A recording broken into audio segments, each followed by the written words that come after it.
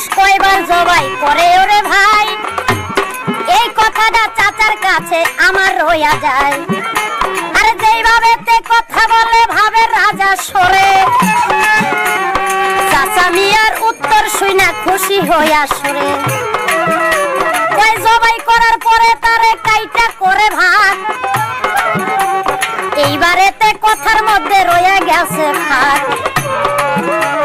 যেই কথাটা বইলা গেছে আমার চাচা মুয়া, কি কথা?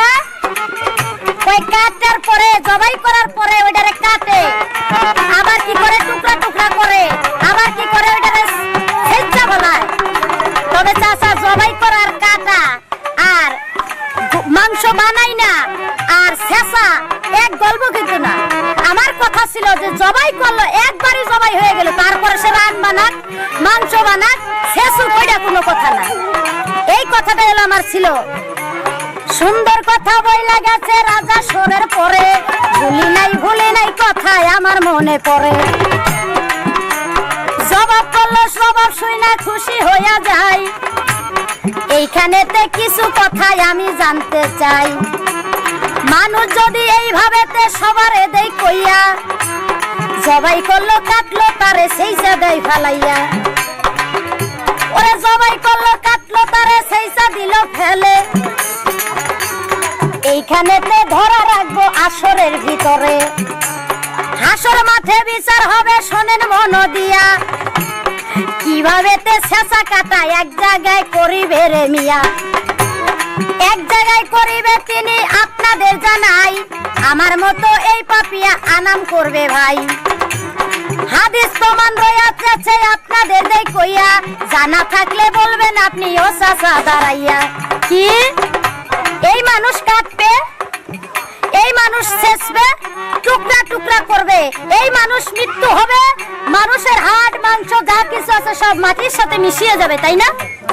কিন্তু আমার জানার বিষয়, হাসরের মাঠে যখন বিচার হবে এই মানুষকে কিভাবে এই টুকরা টুকরা দিয়া এই মানুষ এই মাটির সাথে মিশে যাবে, কোনো চিহ্ন থাকবে না তার। কিন্তু এই মানুষটা পরিপূর্ণভাবে আবার সুন্দর কইরা আবার আনাম কইরা তারে দাঁড়া কইরা তার বিচারটা হবে, এটার কিভাবে হবে আমার একটু জানার দরকার।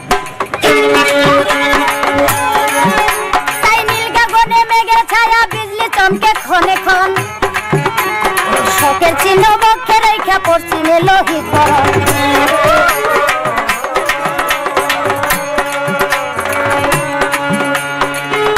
তাই আকাশেতে রক্তের ধারা, ওরে কোথায় পালাই আইছি হারা, আকাশেতে রক্তের ধারা,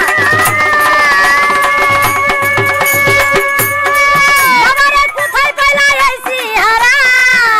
ওরে এই বুঝি তোর দুঃখের ভরা, এই বুঝি তোর দুঃখের ভরা চিরদিনই রবে, দিনাদিন গুনার দিন তোর সন্ধ্যা হয়ে যাবে, দিনাদিন গুনার দিন তোর সন্ধ্যা হয়ে যাবে।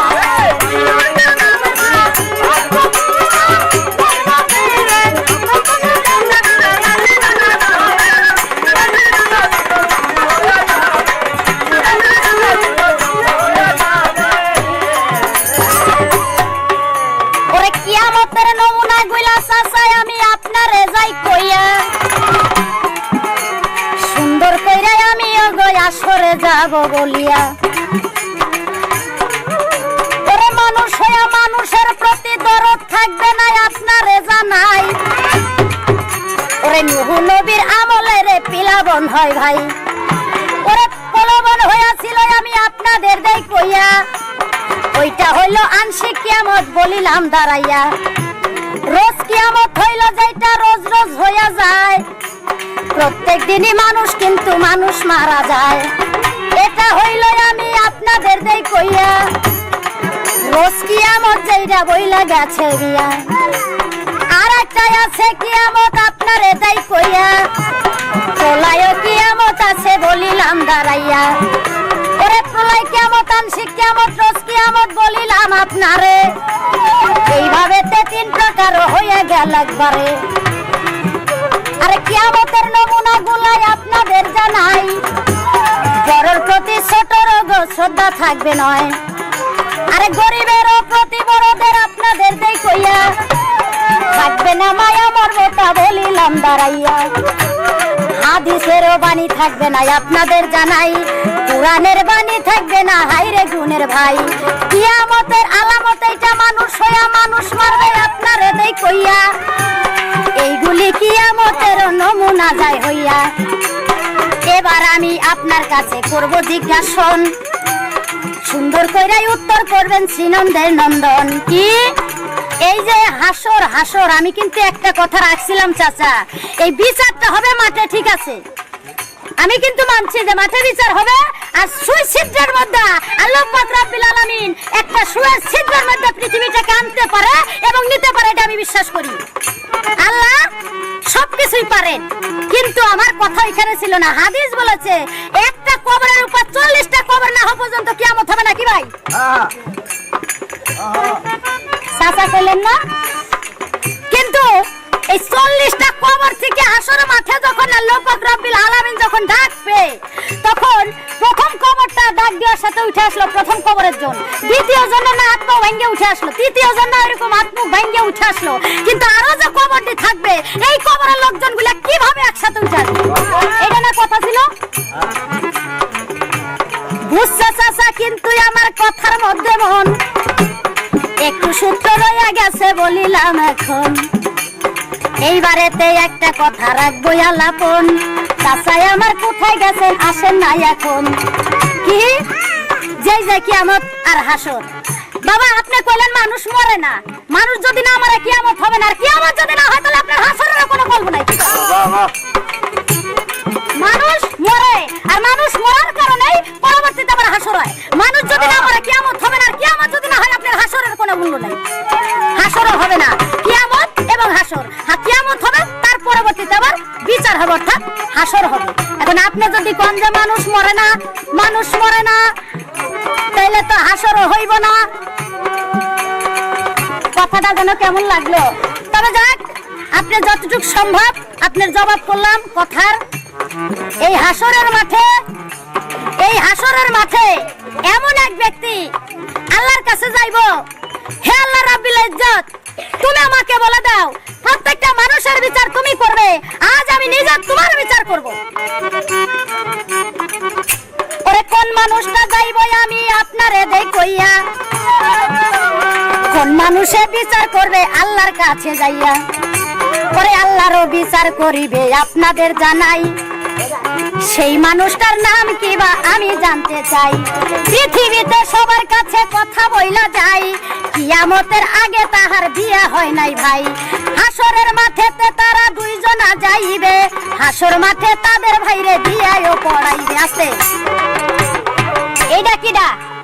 হাসর মাঠে দুই ব্যক্তির বিয়ে পড়াবে, একটা মেয়ে একটা ছেলে। হাসরের মাঠে তাদের বিয়ে পড়াবে, কিয়ামতের আগে তাদের বিয়ে হবে না। কিন্তু যখন হাসর হবে তখন তাদের ওই হাসরের মাঠে বিয়ে পড়াবে। আমার জানার দরকার, বিয়েটা পড়াইবে কে আর এই বিয়েটা দিবে কাদের? এই মেয়েটা কিডা আর পুরুষটাকে। এই দুইটা কথা আমি তার কাছে রাখলাম। এবার আমার গানটা শেষ করি, দেখা যাক বাবাজি আমাকে কতটুক জবাব দেন। তাই মানুষ হইয়া কেন রইলি মায়া ডোরে বান্দা, একদিন হবে হবে রে মন,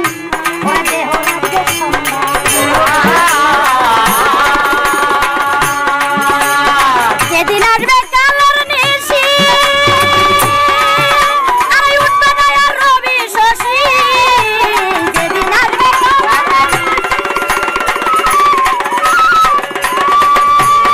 উঠবে না আর রবি শশী, তাই আলিম বলে ভাবছি বসি।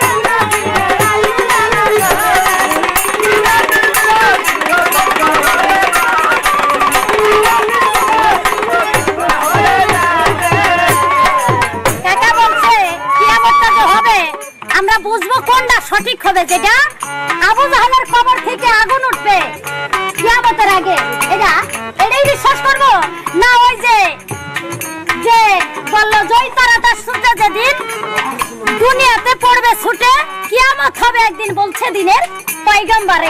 এখন আমরা কোনটা বিশ্বাস করব? চাচা এই আলামতের কথা। এখন আমার কথা হলো কি সবটাই বিশ্বাস করতে হবে, কি বল?